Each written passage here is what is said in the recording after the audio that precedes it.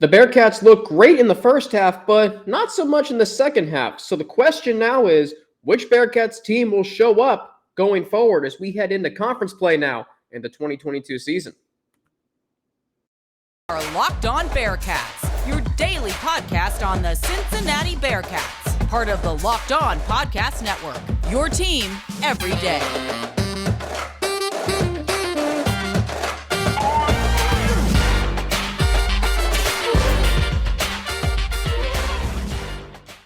Yes, sir. Welcome on in to Locked On Bearcats following a 45-24 win over the Indiana Hoosiers today. The Bearcats improving to 3-1. That's where they finished non-conference play.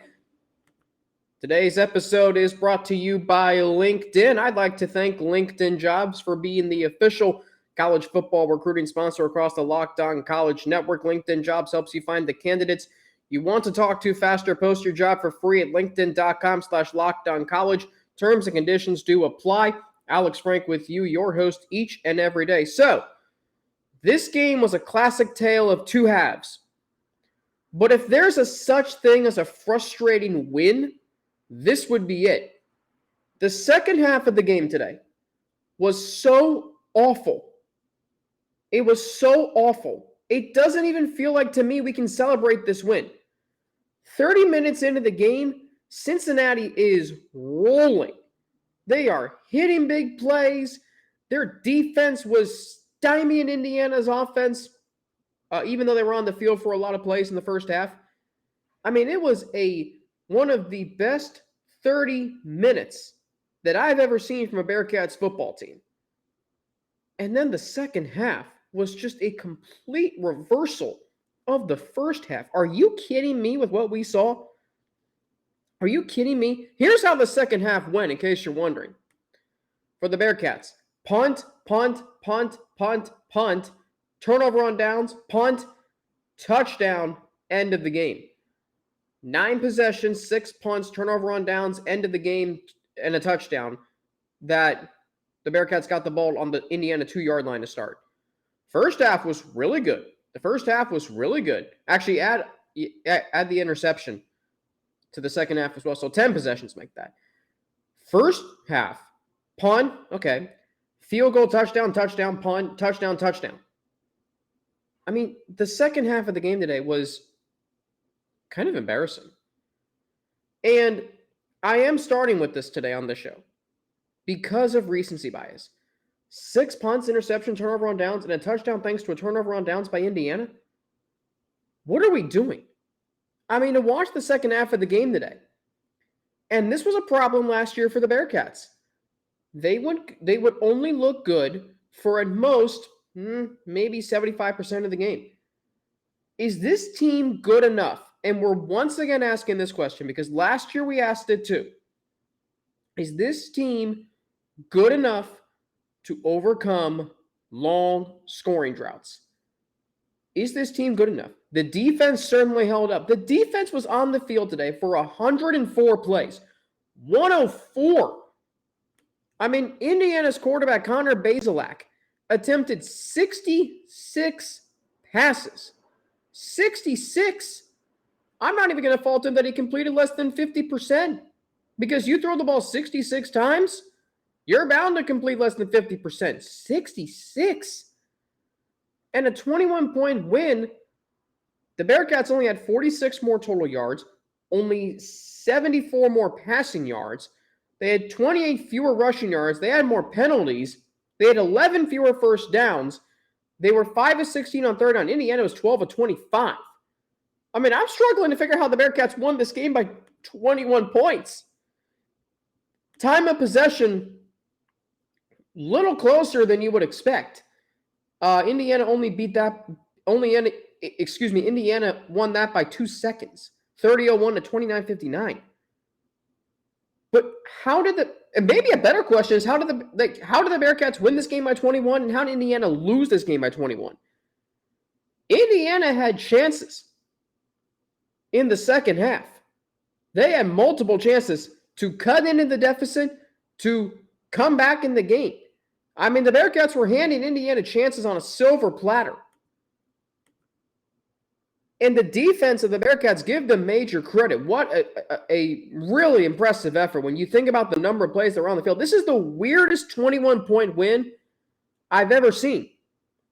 Like, if you are listening to this and you're wanting me to talk about how great the first half was and how great Ben Bryant looked and how great Tyler Scott looked, I'm going to get to that in a minute. But the recency bias, the second half of the game was so awful, hard to watch.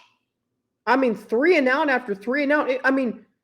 My mom and I are talking during the game, fellow Bearcat. She's like, did they take a nap at halftime? And I'm like, no, but maybe they ate chili. Maybe they ate chili. And so when we think about that, the second half, what's going to happen when you go to, or I'm talking to Russ Heltman just before I recorded this. What's going to happen when you go to Orlando and you go 27 plus minutes without scoring? I guarantee you, if the game is close, something not good is going to happen. I guarantee you, if this happens against Tulane even, Houston, SMU, Memphis, Tulsa, next week, you go 27 minutes without scoring. And I don't even know the exact number of minutes they went without scoring today. If they go anywhere near 27, it was actually probably 30, we might be looking at an 0-1 conference record by the end of next week. And I'm not kidding. Because Tulsa can score. Bearcats can too. I mean, through one half today, the Bearcats have 38 points against Indiana. The same team that they had 0 points through 28 minutes against last year. And then the second half was basically the same as the first half last year at Indiana.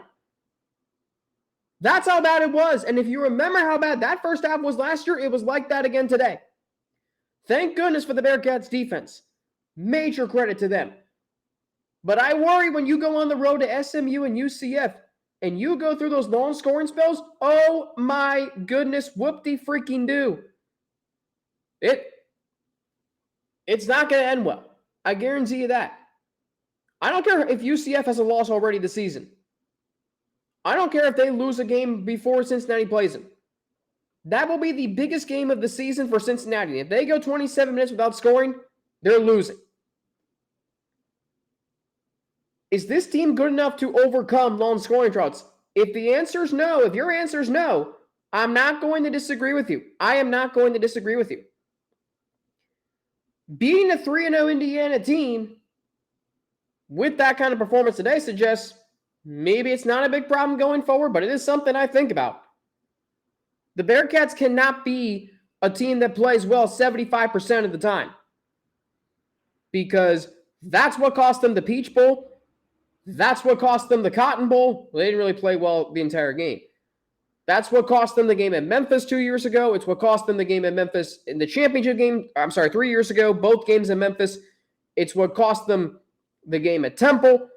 You cannot play well for 75% of the time and expect to win. You can't, okay? This Bearcats team, that game today should have been 60. It should have been 62. Am I 62? That game should have been 59-66 to 24 at best for Indiana. 45-24. Don't let that score deceive you. The team that played in the first half today looked like a team that could go to the college football playoff. And I'm thinking, oh man, are we going to have the conversation the entire season? Well, if they hadn't lost to Arkansas, maybe a playoff team. No, we're not. What we are going to have is a conversation of this team cannot play 30 good minutes and then 3 out of 30 good minutes in the second half. That will not win you a game. I worry about them going to Tulsa next week because Tulsa can score, and that's a road game. I don't care if the crowd's 50% full. That doesn't matter. Speaking of the second half, what was wrong with Ben Bryant? And maybe the play calling played a role. We'll get into it after a word from LinkedIn. So these days, every new potential hire can feel like a high-stakes wager for your small business.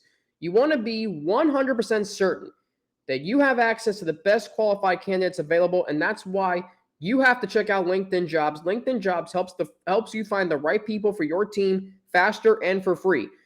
What you can do is you can add your job and the purple hashtag hiring frame to your LinkedIn profile to spread the word that you're hiring. Simple tools like screening questions make it easy to focus on candidates with just the right skills and experience so you can quickly prioritize who you'd like to interview and hire. It's why small businesses rate LinkedIn Jobs #1 in delivering quality hires versus leading competitors. LinkedIn Jobs helps you find the qualified candidates you want to talk to faster.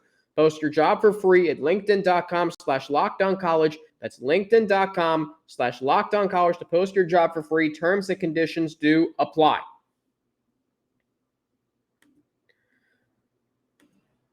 All right, so Ben Bryant in the second half was miserable to watch. After a first half where he was 17 of 21 for 314 and 4 touchdowns, the second half was this: 7 of 19 for 40 yards and a pick. That's not a good half. Now, my question is, why is he throwing the ball 19 times up 28? My question is, why is he throwing 19 times when it was clearly evident he was hurt?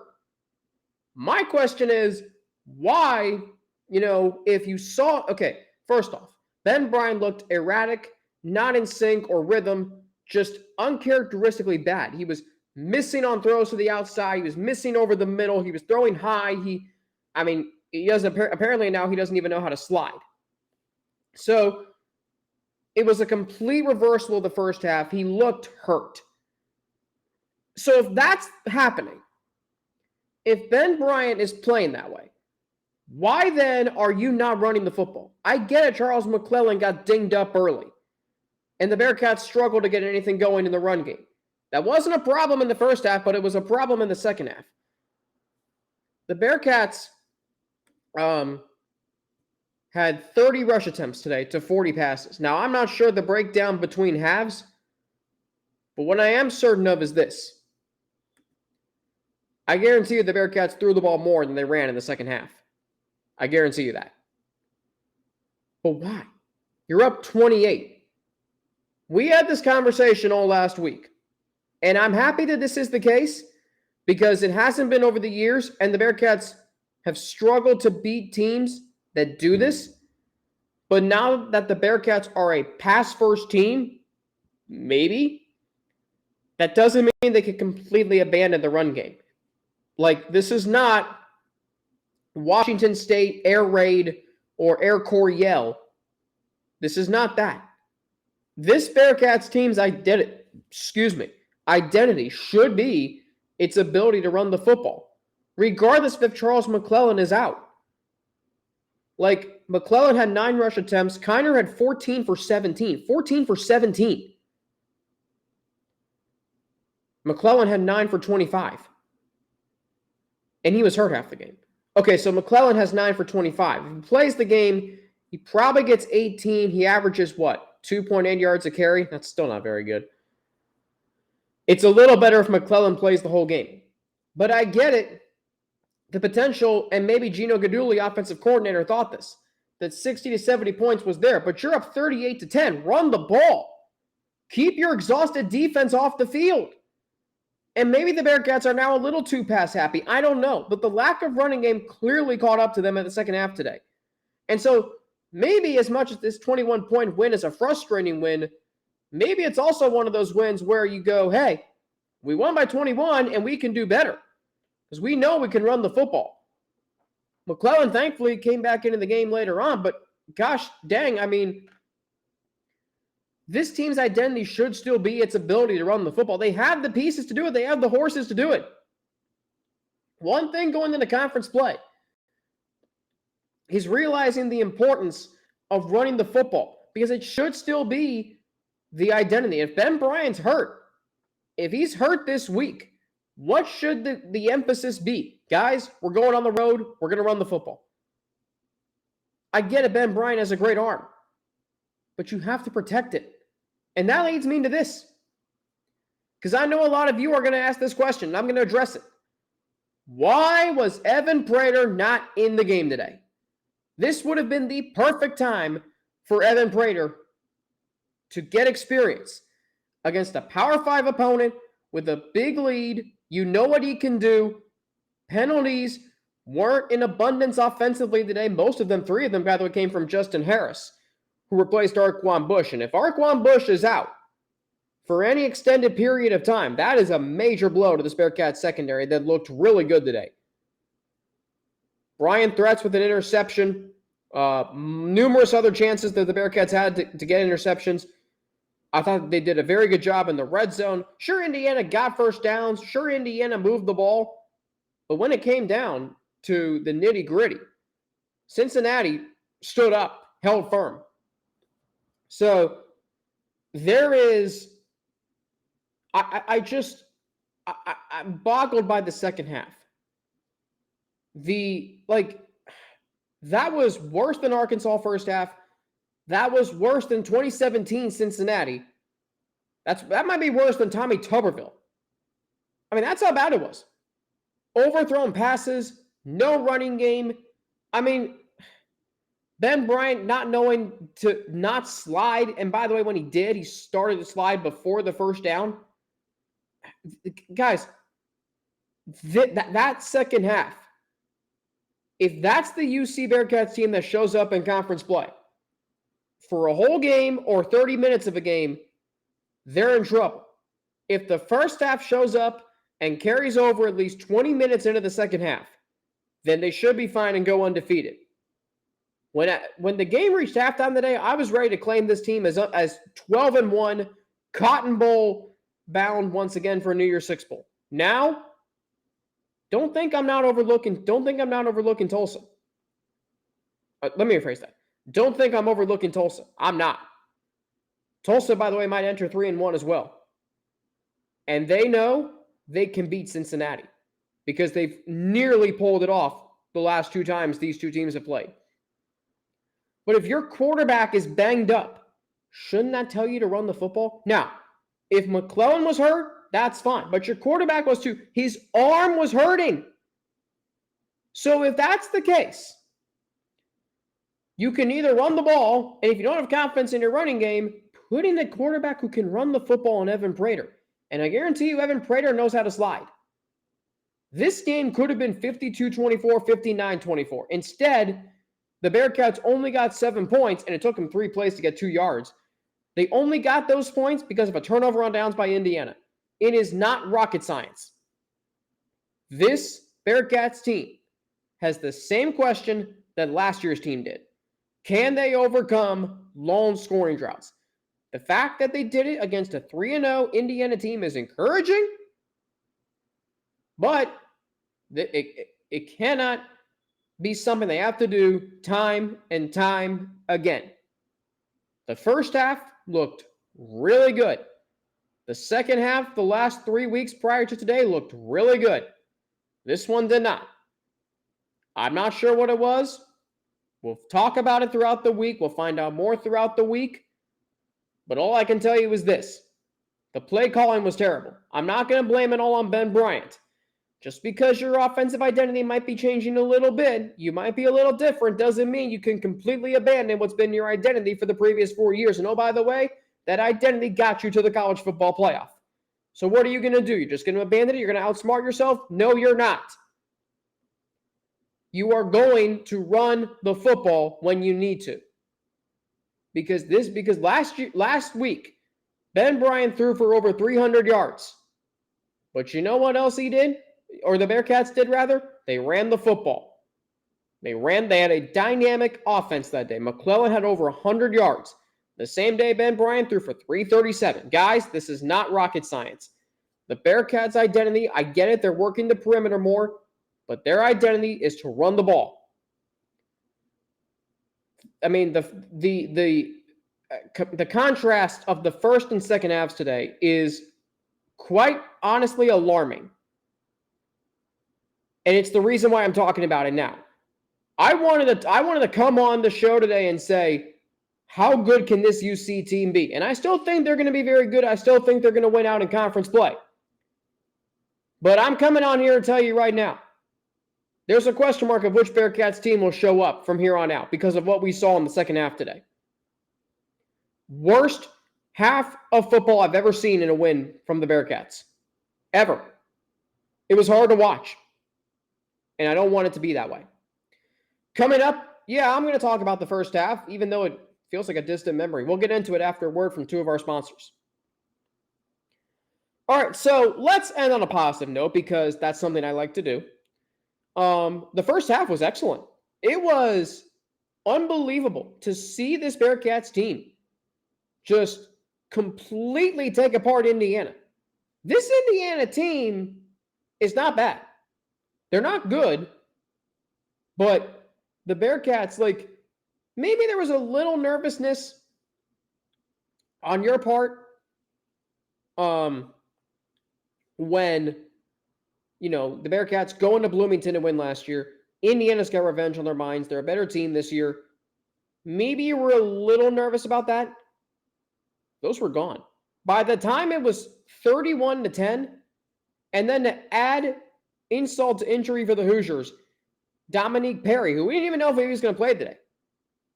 Eric Phillips forces a fumble from Connor Bazelak. Dominique Perry returns it for a touchdown. I mean, the offense in the first half looked like UCF of 2017 and 2018. Ben Bryant was chucking it. Tyler Scott, first half alone, 7 catches, 158 yards, 3 touchdowns. Tyler Scott right now is the best receiver in this conference. Change my mind. You won't. I mean, the Bearcats could do anything they wanted to do offensively. Maybe, I'm watching the first half and I'm saying to myself, this team can be really, really good. Honestly, that's how it felt. And I'm thinking, are we going to just look back on if we had beaten Arkansas, the Bearcats could be a college football playoff team? That team in the first half looked like a top 10 team. I'm starting to think of that. If that team, this team this year is better than last year's team, I'm starting to think, okay, can this Bearcats team outscore last year's UC team? That Bearcats team last year scored 516 points. So far this year, if my Cincinnati math serves me right, they have scored, don't tell me, 87, 125, 172 points through 4 games. So you times that by 3, which is 12. That'll get you through the regular season. That would put you at 516. Okay. So, by the way, that is an average of 43 points per game. Times that by 14, you're at 602. So can they keep that up is the question. The first half suggested they were going to. But then the second half happened. Now,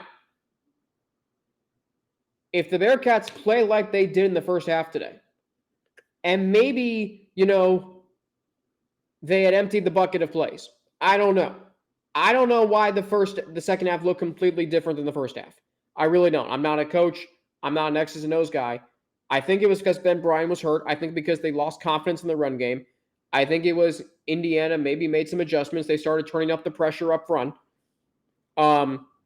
Indiana, by the way, 2 sacks. Bearcats had 5. So not a whole lot of pressure from Indiana's defensive front, but still, they were getting after Ben Bryant a little bit more in the second half. But everything positive was going through my mind during the first half of the game. I mean, the Bearcats were just taking the top off Indiana's defense. I mean, they had a 75-yard touchdown on one play after Indiana's field goal, 6 plays for 64 yards, 7 plays for 75 yards, 7 plays for 80 yards. This team was just getting the ball and scoring at will. I mean, they scored in no time. They scored in 2:13, 3:33, 2:19.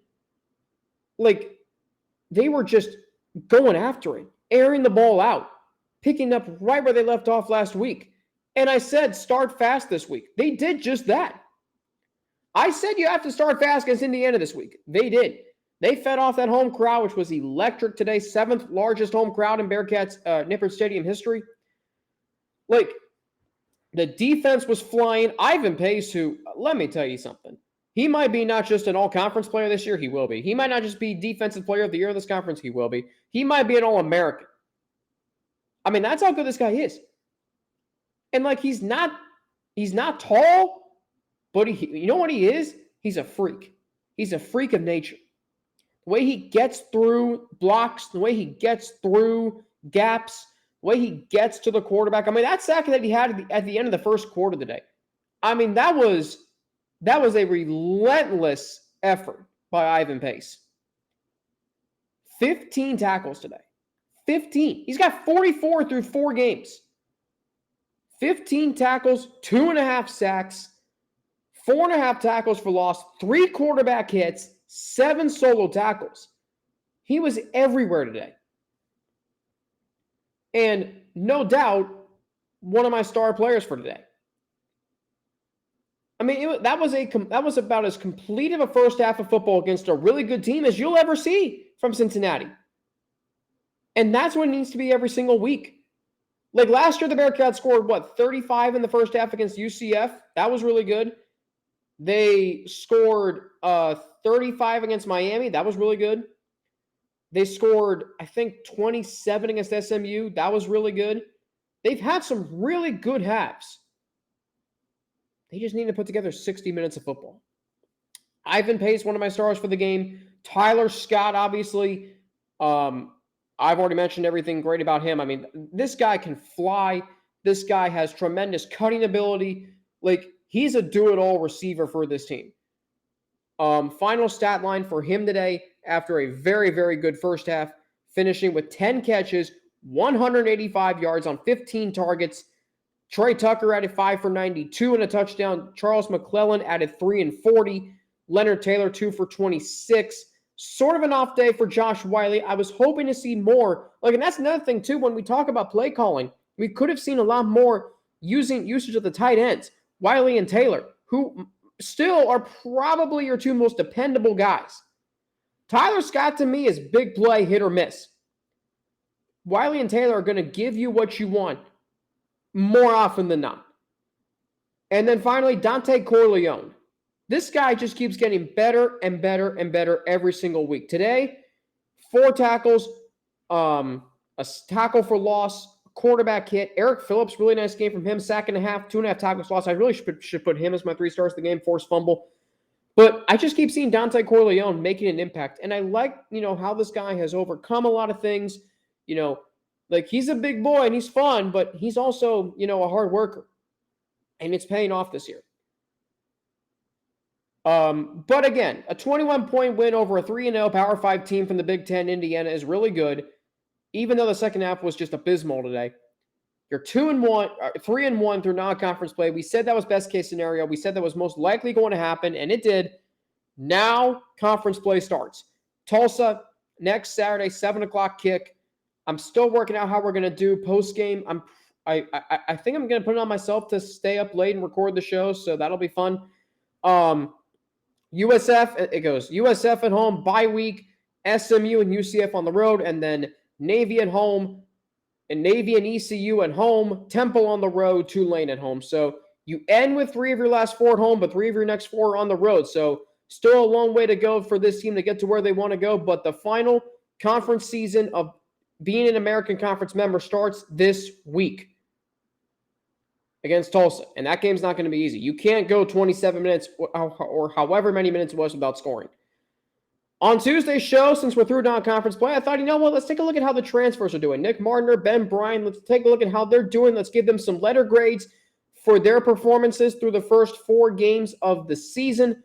Wednesday, we'll have film review, takeaways from the game today, Luke Fickell's presser, Luke Fickell radio show. Russ Heltman will join me on Thursday per usual, and then Friday game preview of Tulsa. Russ might be filling in for me that day.